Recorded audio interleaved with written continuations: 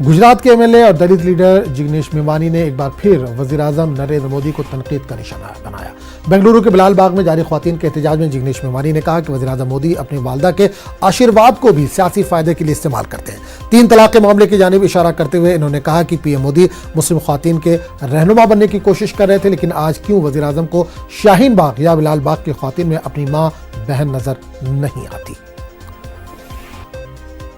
बहनें और माताएं हैं, और तभी मोदी जी का वो फोटो याद आया जब हर साल वो चुनाव के पहले पूरे भारत के कैमरे वाले पत्रकार और मीडिया वालों को ले जाकर अपनी मां का पैर छूते हैं और अपनी मां का भी राजनीति के लिए इस्तेमाल करते हैं।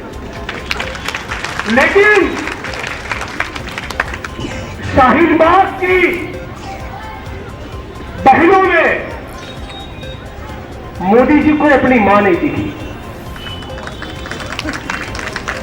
मुस्लिम बहनों के बड़े रहनुमा बनने की कोशिश की, सिरा फुलाकर कहते थे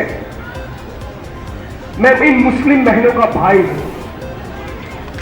लेकिन शाहीन बाग की बहनों में ना अपनी बहन दिखी, न शाहीन बाग की माताओं में अपनी माता दिखी।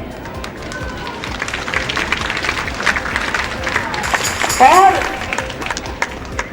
इस सीए और एनआरसी के नॉनसेंस के खिलाफ हम इसलिए हैं, इस कानून का मतलब है हमारे तिरंगे का अपमान। इस कानून का मतलब है आइडिया ऑफ इंडिया को नहीं समझना।